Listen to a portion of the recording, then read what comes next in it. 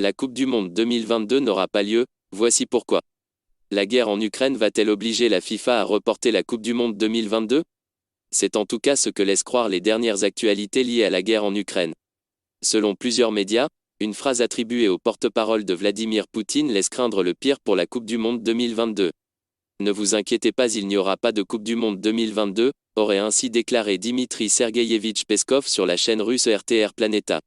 Ces propos assez révélateurs laissent imaginer une situation internationale tellement catastrophique dans les mois à venir que la FIFA serait obligée de reporter sa compétition.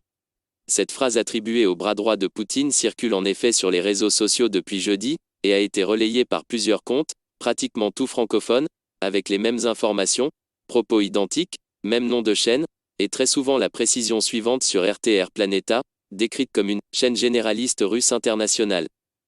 Même si plusieurs sources pensent que cette phrase attribuée au porte-parole du président russe est invraisemblable, l'on continue de se demander quel impact auront les sanctions prises à l'encontre de la Russie dans le domaine sportif, et notamment l'exclusion de la sélection russe des barrages de la Coupe du Monde.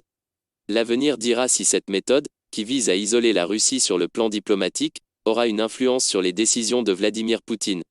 La FIFA a annoncé, lundi, la suspension des sélections nationales et des clubs russes jusqu'à nouvel ordre.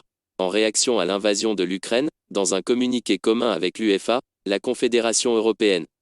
La décision est historique. La Russie a été exclue de la Coupe du Monde de football par son organisatrice, la FIFA, qui a annoncé lundi 28 février la suspension des sélections nationales et des clubs russes jusqu'à nouvel ordre.